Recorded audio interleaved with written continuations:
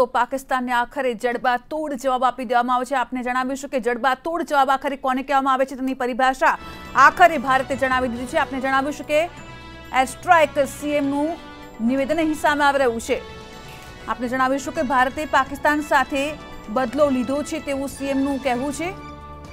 જો કે વડાપ્રધાને જે કહ્યું છે તે કરીને બતાવ્યું છે તેવું સીએમ વિજય રૂપાણીનું કહેવું છે। ઈંટનો જવાબ પથ્થરથી આપી દેવામાં આવ્યું છે તેવું સીએમનું કહેવું છે। आपने जणाव्યું કે ગુજરાત સરકારે એલર્ટ જાહેર કર્યું છે। તમામ જગ્યાએ હાલમાં એલર્ટ આપી દેવામાં આવ્યું છે।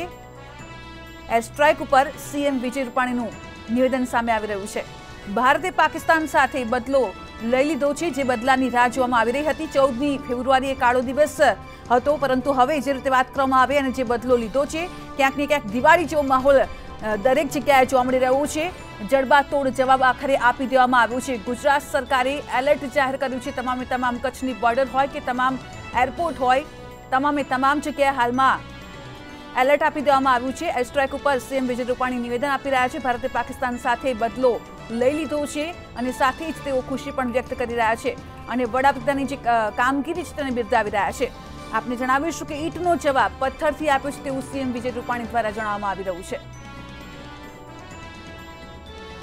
તો ગુજરાત સરકારે તમામ જગ્યાએ એલર્ટ આપ્યું છે। આપને જણાવીશું કે જે રીતે કાર્યવાહી કરવામાં આવી છે, સવારે 3:30 વાગે વાયુસેના દ્વારા જે કાર્યવાહી કરવામાં આવી, 200 થી 300 આતંકી ઠાર મારવામાં આવ્યા છે।